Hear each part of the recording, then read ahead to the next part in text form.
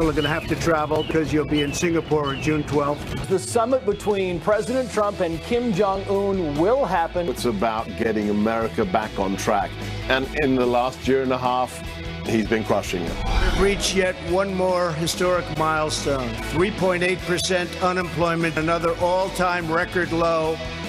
African-American unemployment. We're very honored by that. Can you beat Donald Trump? Two guys from Queens.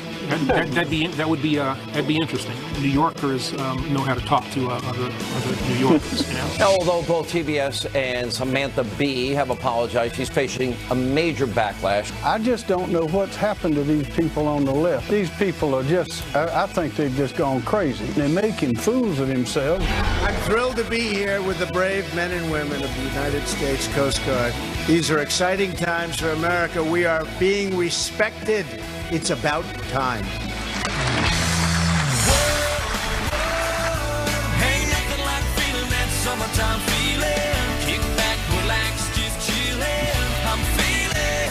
It's not officially summer, but it's pretty darn close. Pretty darn close. It's June. It's June 2nd. Is that not officially summer? No, you gotta actually. And we're happy because Ed Henry's here. Oh, it's good to see you guys. It's great. Yeah.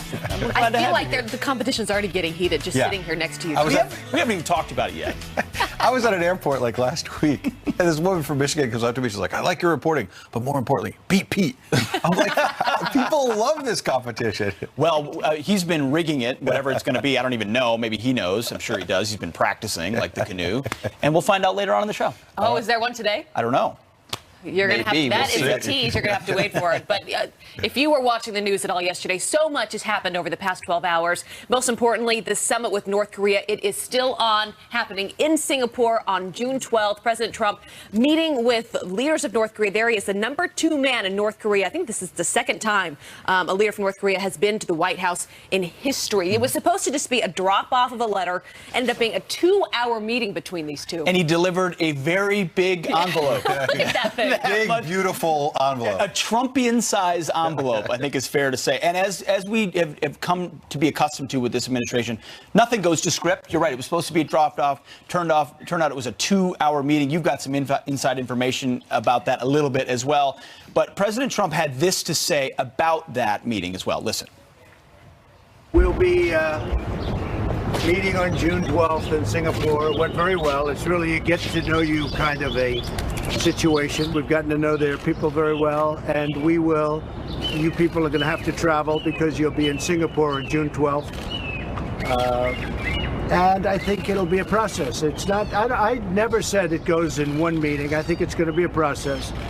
But the relationships are building, and that's a very positive thing. It'll be a beginning. I don't say, and I've never said it happens in one meeting. You're talking about years of hostility, years of problems, years of really hatred between so many different nations. And you see the president managing expectations there, saying this is not one meeting that's going to be all denuclearization. It's going to be the be-all and end-all. But think about how much progress we've made. The idea that the president of the United States is going to sit down with Kim Jong-un. And just a week ago, when the president wrote that other letter that said we're pulling out of the June 12th summit, the Democrats, like Nancy Pelosi, was on Capitol Hill saying Kim Jong-un is celebrating. This is a disaster. We've lost our best chance of peace. They've basically been cheering defeat here. They've been cheering, let's not have this denuclearization summit. Not and just Nancy Pelosi, though. I mean, you talked about setting the right expectations, and I think he's smart to do that because he's playing the long game, and he knows that the media wants, a lot of them want this to fail, right? They don't want the president to succeed. Not everyone in the media, but you do have folks that sort of laugh at this if it doesn't go as planned. And he knows that if they walk away from Singapore and there is not that handshake at the end saying this is the end of the 70-year war, we are denuclearizing that part of the world, then people are going to say this was a failure on the president's part. And he's saying that's not how this works. Diplomacy is a very long game. This is just the first of what we hope will be many, many meetings. Yeah, no, Ed, you're right. Totally expectation setting here. You can get ahead of yourself. Right. June 12th becomes this holy day on the calendar. No, it's just the beginning. It's just one. But all of this feels like the speed of business. A businessman, not the speed of protocol or the speed of politics or the speed of Washington. It was off, now it's back on, and it's going to happen on the day we said. No need for that date to slide. then everything that comes after that matters. I want to know what's in the envelope, though. I really do.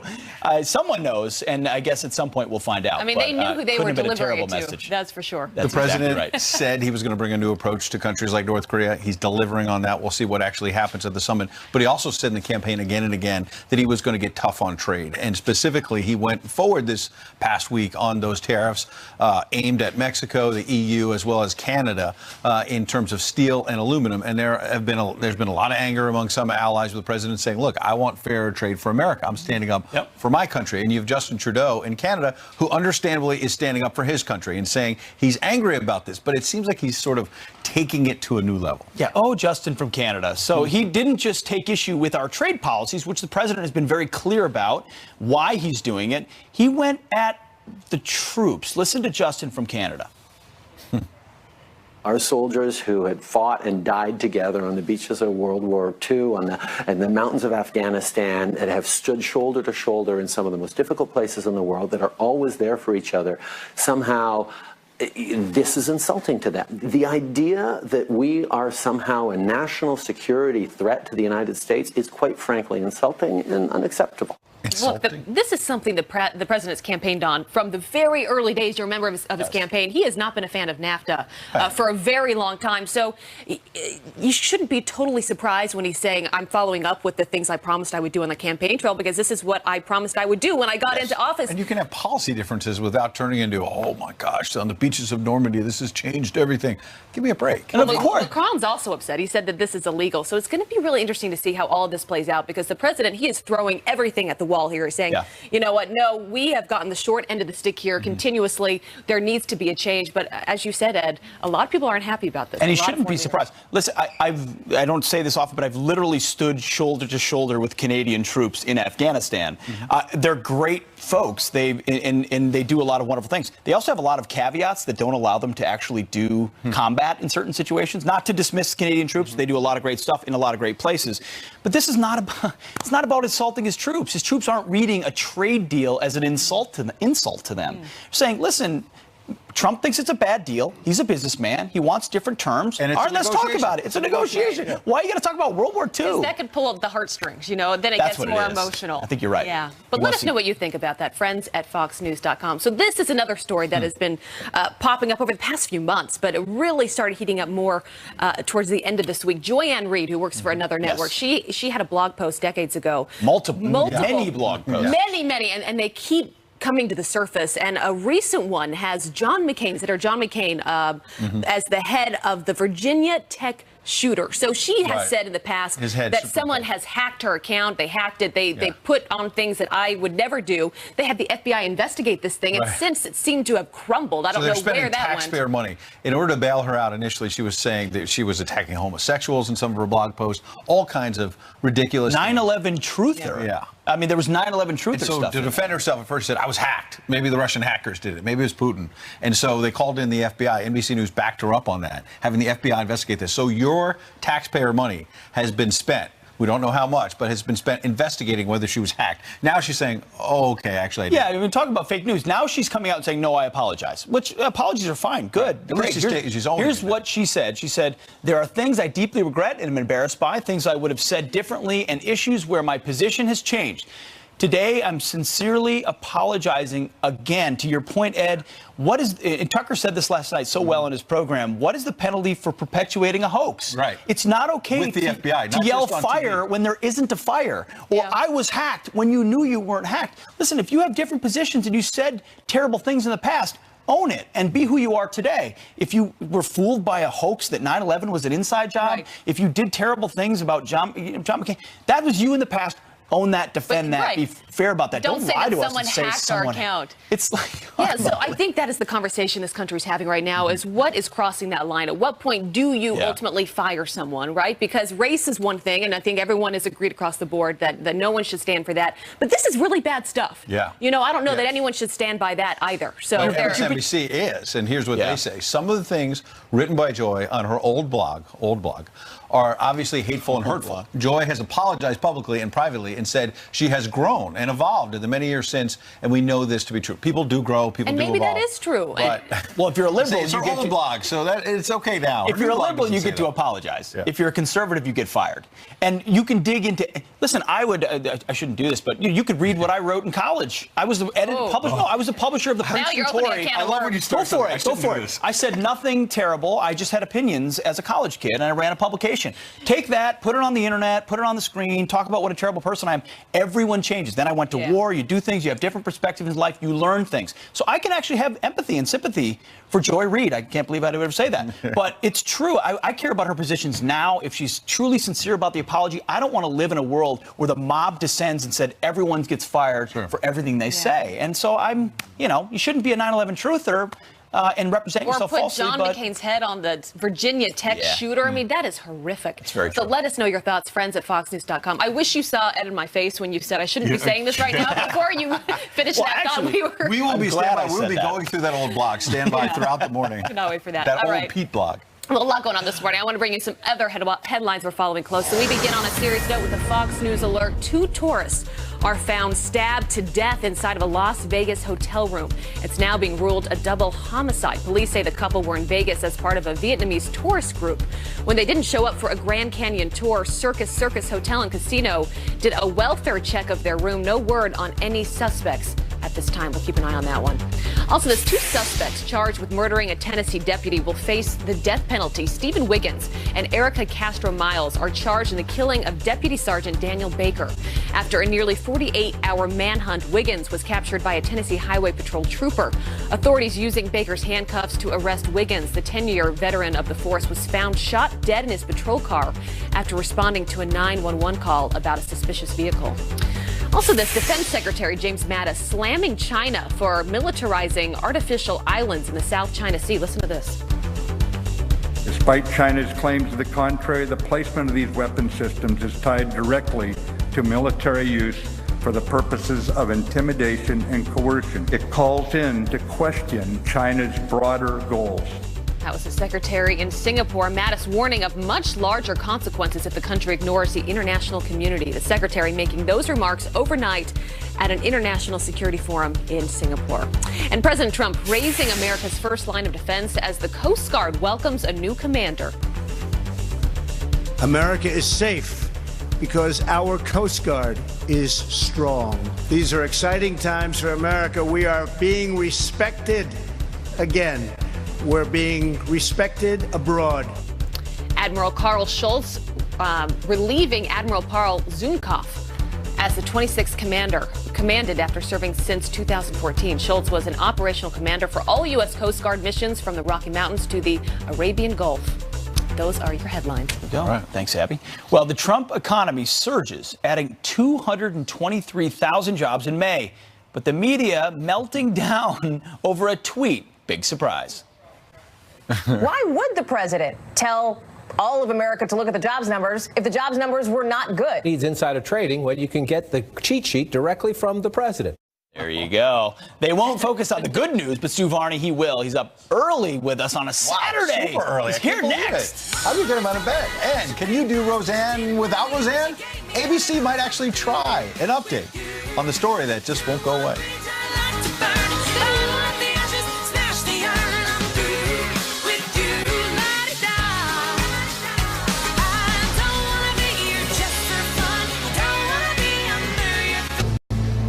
Welcome back. Well, an hour before the May jobs report came out yesterday, the president tweeted he was excited to see the numbers. The report was excellent, an 18-year low in the unemployment rate, but the media made it all about that tweet. Listen. A lot of people scratching their heads about why the president decided to tweet about it beforehand. Why would the president tell all of America to look at the jobs numbers if the jobs numbers were not good? He was so eager to trumpet the news, he broke years of presidential protocol. Who needs insider trading when you can get the cheat sheet directly from the president? It's hardly the first time the president has broken the rules when it comes to sharing sensitive, sometimes even classified information. So he broke the rules. Here to react to all of this, the host of Varney & Co. on Fox Business, Stuart Varney. Yes. That wasn't the big story yesterday, though. The big story was the numbers, the jobs that came out. That is what the American people care about. The media wants you to be distracted from the very good news about the economy. We got that great news at 8:30 yesterday. No matter what the president hinted beforehand, it was great news. And the media just wanted to distract and divert attention away from the news on jobs. But it was And here insider it is. trading, Stuart. Oh, stop it. Come on, son. Get But out there of here. is a protocol, and you're not supposed to break that. We should acknowledge that. Yes, Now, I'm but not- did he break it? He merely hinted that hinted it might be okay. Right. He got the news beforehand. Obviously, Okay, and he yeah. tweeted The White House always about gets it the night looking before. forward to the good news. So then it becomes And all about the That's not the process. story. Yes. That is not the story. Look at this. The story is 3.8% unemployment, lowest in a generation. You've never seen that in this generation. 3.8%. 5.9%. That's the unemployment rate for black folks. That is an all-time low. It's never been down at that level before. Same story for Hispanics. 223,000 new jobs created. You're on the road to prosperity. No, Isn't not that according to the Nancy story? Pelosi. No, Nancy Pelosi said, look at this. Tell me. May's jobs report shows that strong employment numbers mean little to the families hit with soaring new costs under the Republicans' watch. Remember, first she was talking about crumbs with the tax cut. I remember. Now she's saying these job numbers don't help anybody. Is that insulting? Well, I don't know about insulting, but it's a message of desperation, isn't it? The Democrats do not have a growth plan. They don't have one. So they have to criticize the president's growth plan because it is working. And it is working. You know, the president came to office saying, I'm going to make America great again. And the keystone to that whole operation was deregulate and lower taxes. He did both. And now we're seeing the fruits of that. What is she referring to there, though, in that comment when Well, she says it is going up for some families? You could make the argument that gasoline prices are up a little. That is true. You can make the argument that mortgage rates are up a little. That is accurate.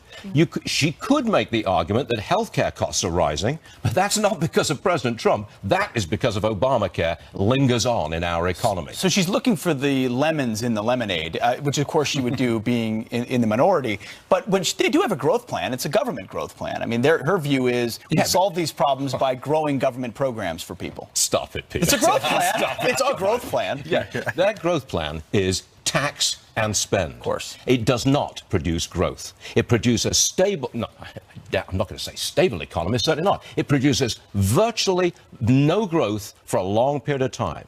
The best we got in the 8 years of tax and spend Obama years was 2%. That's all we got.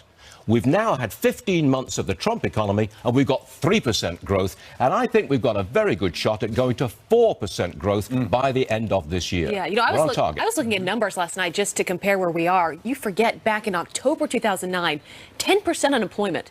How far we've come. You know? Sure. We've come a very, very long way, especially in the last 15, 16 months of the Trump presidency. We are on the road to prosperity. The Democrats cannot admit that going into the November elections. All right. Stuart Varney, appreciate it. Thank you. All right. Coming up, you're not going to believe this story. An Uber driver in custody for murder after shooting one of his passengers. What went wrong? Ahead. Plus, the left taking aim at the women of the White House. So why doesn't anyone seem to care? We're going to debate that next.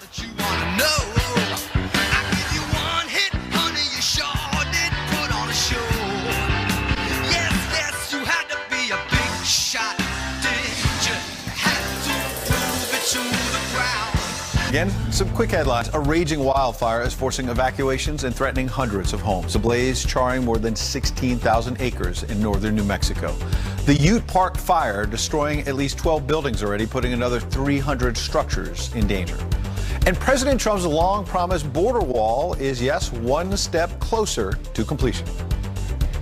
Build that wall. Build that wall. Build that wall. Do not worry. We are going to build the wall, okay? He called it a big, beautiful wall, and construction of a new barrier wall along the San Diego-Mexico border is, yes, underway. The project expected to replace 14 miles of the wall, topping it off with an anti-climbing plate. Abby? All right, thank you, Ed. White House women took a verbal beating this week from those on the left, from the celebrity comedians. Take a look at this.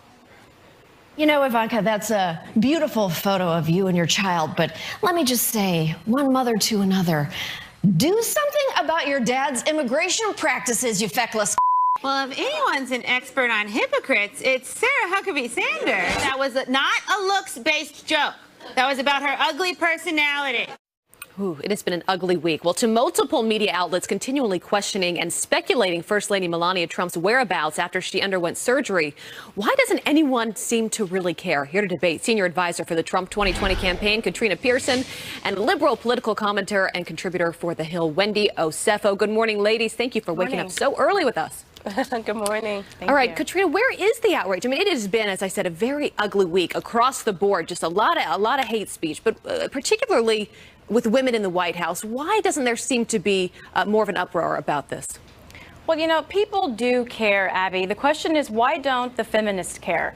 Why doesn't the media care? And the reason is because there's this perversion of feminism today that essentially discriminates against women who don't subscribe to their political ideology. And you can't really do anything about it because the media is largely owned and operated by left-leaning individuals who have created this atmosphere or echo chamber that perpetuates this faux feminist narrative. So it makes it very difficult even for those who want to get out there and support these women and the attacks against them to be really effective. Wendy, what do you think about that? That you have an easier time forgiving someone or just letting it slide by if you agree with the joke or you dislike the person they're making fun of in some way? Well, I don't think it's something about feminism and women not speaking up. I think whether you sit on the right side or the left side of the aisle, whenever an individual is verbally attacked, you should speak up. So I don't think we should politicize this because right is right and wrong is wrong. However, what I do want us to make sure that we keep at the forefront of this conversation is the White House has not always been very friendly to people outside of the White House either. So at the end of the day, when you're looking at this and you look at this from a top-down model, if we want, citizens to make sure that they speak kindly about individuals in the White House, I will say to the White House, make sure you speak kindly about individuals outside Melania of the White House. I mean, I don't think anyone can criticize Melania for that. And a lot of people have been speculating, making comments about where she's been. She had to tweet out about it because there was so much talk about this. She said, I see the media is working overtime speculating where I am, what I'm doing. Rest assured, I'm here at the White House with my family, feeling great and working hard on behalf of children and the American people. Katrina, it got to the point where she actually had to publicly speak out.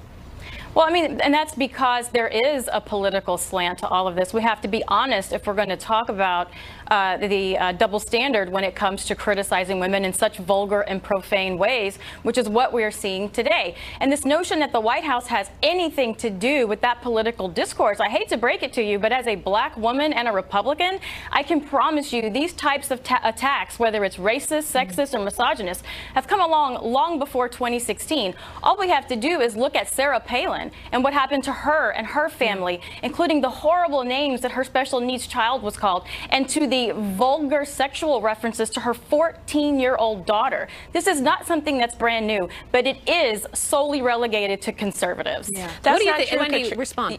Yeah, that's not true, Katrina. And as a black woman myself, I can say to you, we shouldn't use that as necessarily a straw man to say that these attacks are warranted or unwarranted, because you're the same black woman that says slavery is good history. I remember we had that conversation. So let us keep, all of our clear history. here. Absolutely. Here we go with the slavery is good history. Well, the reason why, that's not where we are. Let me finish. Let me finish. Katrina, let Wendy finish. Katrina, let me finish. You want to Katrina, personally attack Wendy. I will personally attack you because you said slavery is good history. If I can't hear either one of you, we can't have this conversation. You said slavery is good history, so yes, I will personally attack you. All of our history is good history, and you're the one that brought up slavery. Well, what I this will is now say involved is to a whole other debate. Abby, just last week, Candace Owens, someone who doesn't groupthink like the left, she was in a headline at The Root called a coon. Now tell me, Wendy, when was the last time someone in the media called you that? Oh, I'm sorry. Every time I get on Fox News, someone calls me a coon. Every time I get on Fox News, someone calls me a monkey. So what are you talking about? Ladies, we will have Candace Owens on later in the show and get her thoughts. Conservative women. Ladies, we're going to have to leave it right there. Thank you so much for being on with us this morning. We appreciate it.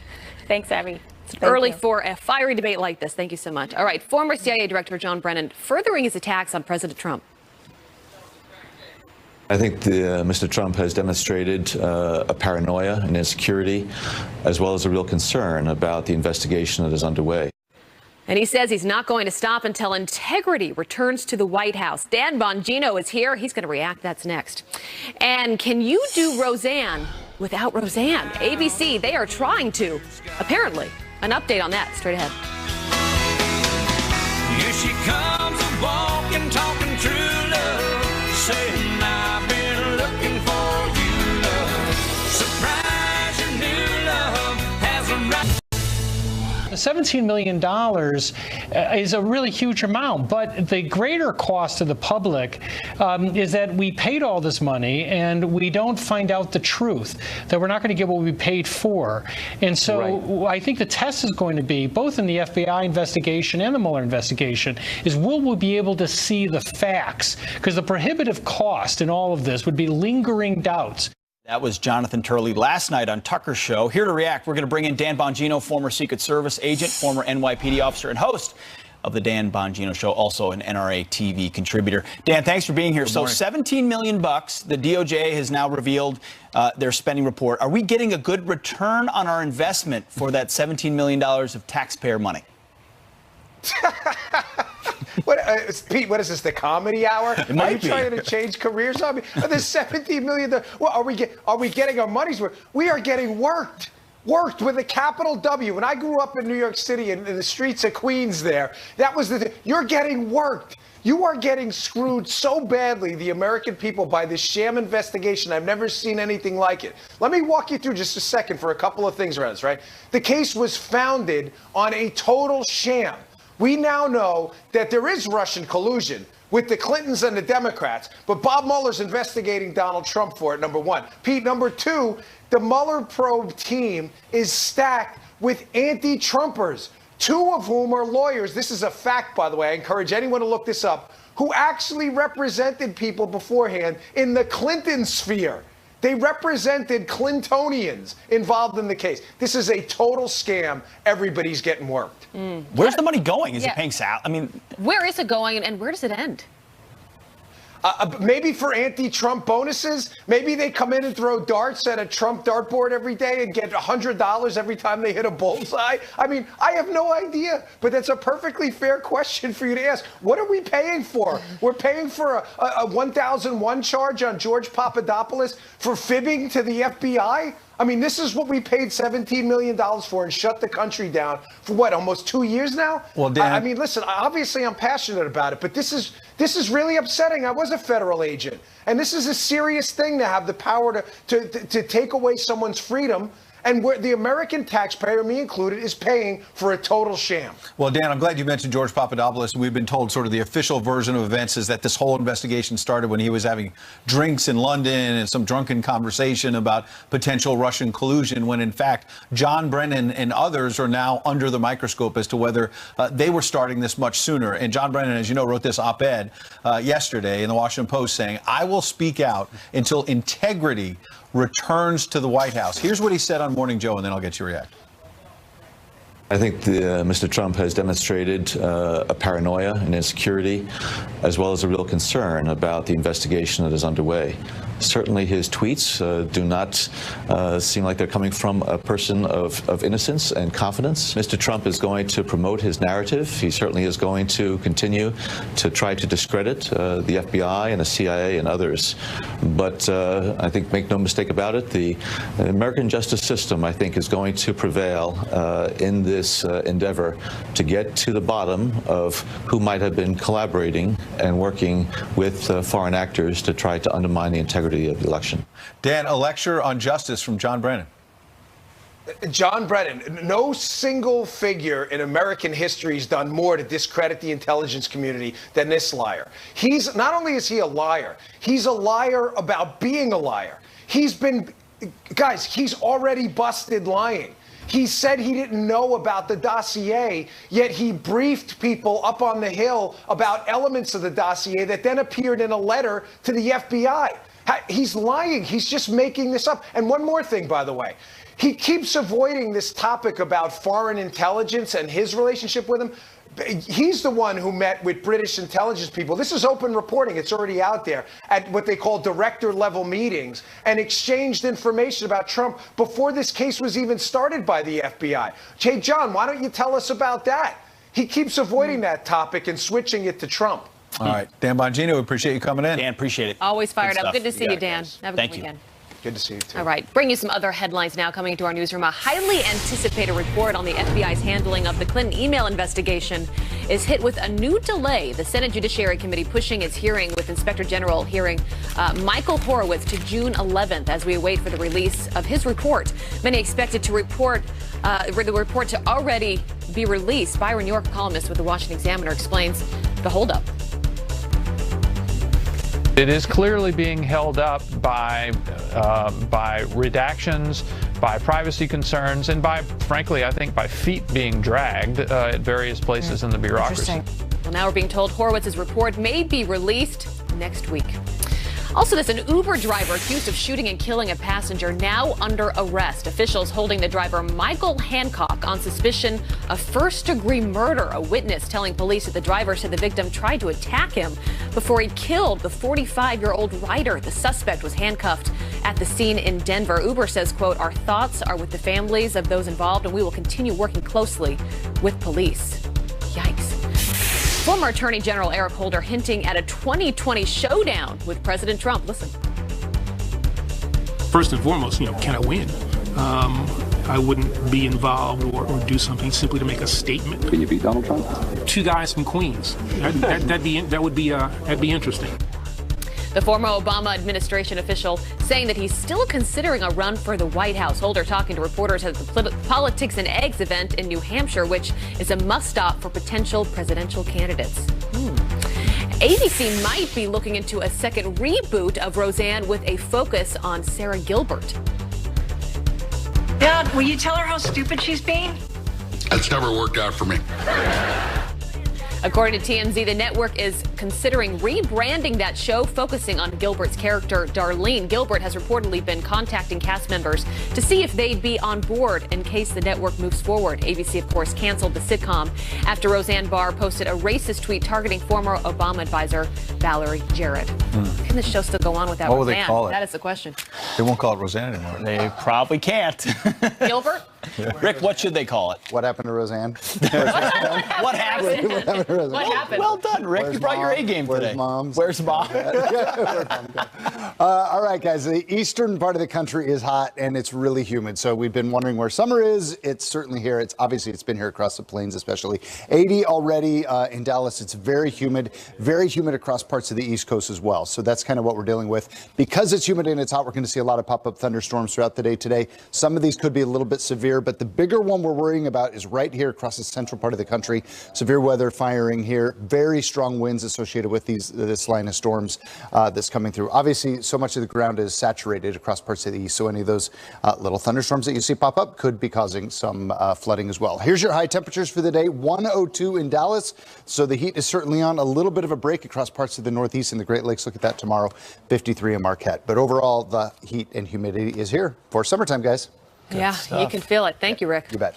All right, it's not just fights over free speech. Roseanne and Samantha Bee, the culture wars raging across the country. Next, we'll look at some of the stories you might have missed. Plus, we've got Sean Spicer, Candace Owens, and Reince Priebus all here live. Coming up. Don't go anywhere.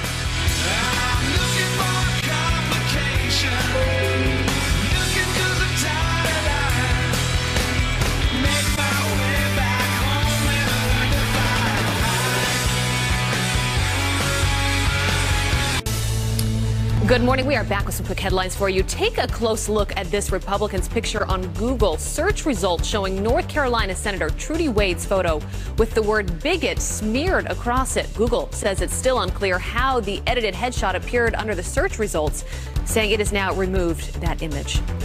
And the tech giant is now bowing to internal pressure to cut ties with the Pentagon. Google deciding against renewing a Defense Department contract that upset employees. Workers feared the government program, which used artificial intelligence to identify and track drone strikes, could be used for lethal purposes. Pete, take it away. Thanks, Abby. Well, the culture wars continue across the globe as they do every week, and there are some crucial stories that you may have missed this week. Here to fill us in and give us her take is the conservative millennial and CRTV host Allie Beth Stuckey. Allie, thank you very much for being here this morning. So news moves so fast. There's a lot of stuff that we miss. We're going to go through three stories here. The first is out of Australia. I want to read this headline for you. It is no boys allowed, no girls either. Australia is actually auditing kids' books to make sure they aren't too gender specific. Tell us about this. Not just kids' books, but also toys. They are trying to obliterate any kind of gender distinction in order to advance the ball down the gender equity court. Of course, this is just social engineering. We also saw this in Sweden. Sweden has gender-neutral preschools in which boys are taught to be more like girls and girls are taught to be more like boys. And what they found over a decade of studying is that boys and girls are no less likely to fall along traditional gender stereotypes. That's because gender and sex are scientifically intertwined. So the more we advance this anti-science progressive agenda, the more confused our kids will be and the more unstable they'll be as adults. Yeah, they get confused and it doesn't work. It includes avoiding hyper-feminized toys such as Barbies. Whatever that means. No Barbies or trucks on either side. All right. Where have we gone? All right, the second story here. Louisiana passed some of the most strict abortion laws in the country. I believe they're setting the limit at 15 weeks. Tell us about this. Well, what's interesting about this is that this was a Democratic governor that actually signed this bill, which just goes to show that the pro-life movement really shouldn't be a right or left issue. It is a human rights issue. Unborn rights are human rights. At 15 weeks, an unborn child is already starting to look like his or her mother. They might already start to feel pain at this point. So this is a common sense, decent human rights law, and I wish the rest of the country would follow suit. Well, Allie, and it's great to see states taking the prerogative. I mean, if you live there and you want to vote for that and you vote for people who support that, good for you. Exactly. Thanks you for highlighting that story. Third story here. Okay, so California keeps acting like a country. It has now banned state-funded travel to Oklahoma because it considers the policies there discriminatory toward LGBT folks. What do you make of that? Let's look at these discriminatory policies. So Oklahoma simply said that private adoption agencies can operate out of their religious convictions by saying, hey, same-sex couples might not be able to adopt. You don't have to agree with that particular adoption agency to agree with their right to do so. Like you said, California is operating like a country. They operate in a world that doesn't honor religious freedom or the First Amendment or the Constitution for that matter. This is the same state that said, hey, pro-life adoption agencies or pro-life health centers, you have to advertise for abortion. And they also said that, hey, we're going to ban services that promote any kind of sexual orientation reform. So this is not necessarily a state that honors free speech or freedom of religion, so I'm not really surprised to see them operating in this and not way. even a state that enforces its own laws. So it passes laws about where you can't go and then doesn't enforce their own immigration laws. A little confusing to me. Allie Beth Stuckey, thank you for your time this morning. Appreciate it for catching us up. Thank you. Thank you. All right, well, he was held in contempt of Congress, but former AG Eric Holder now criticizing President Trump's pardons. Listen. The president is trying to send a message to some people who potentially might be involved in the Russia investigation. It's always about signaling. Former White House Press Secretary Sean Spicer here to react next hour. Don't miss that. And it's National Camping Month. I camped last summer. I'm camping this summer for sure. So we're camping out on the plaza. We're taking a look at the perfect RVs for families. There's Rick. It looks like he's eating something. I'm jealous. Looks like a snappy RV. We'll bring you there. We'll build a fire as soon as we get there.